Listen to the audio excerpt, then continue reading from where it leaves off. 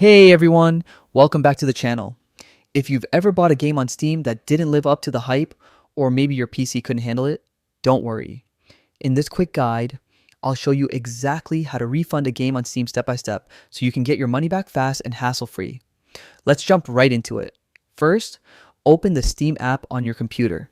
At the top left corner, click on Steam, then go to Settings. From there, choose Account and then select Account Details. Alternatively, you can also reach this page by clicking on your Steam profile name in the top right corner and selecting Account Details from the drop-down menu. Once you're on your account page, look for View Purchase History next to your wallet balance. Click on that and you'll see a list of all your past purchases. Now, find the game you want to refund and click on it. A new window will pop up showing your transaction details. Next, click on I would like a refund, then select I'd like to request a refund. Steam will automatically show you the refund amount and where the money will go. By default, it's your Steam wallet, but you can sometimes choose your original payment method.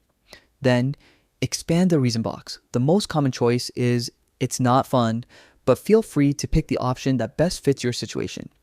You can also type a short message in the notes box like, the game didn't meet my expectations, or it didn't run properly on my system. Once you've filled that out, click Submit Request. That's it. Steam will review your request, usually within a few hours, and you'll get an email once your refund has been approved.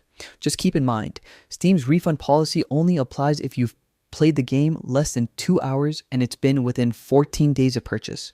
And that's how you refund any game on Steam quick, easy, and totally legit. If this video helped you out, don't forget to hit that like button, subscribe for more simple tech tutorials, and drop a comment if you have any Steam related questions. Thanks for watching, and I'll see you in the next one.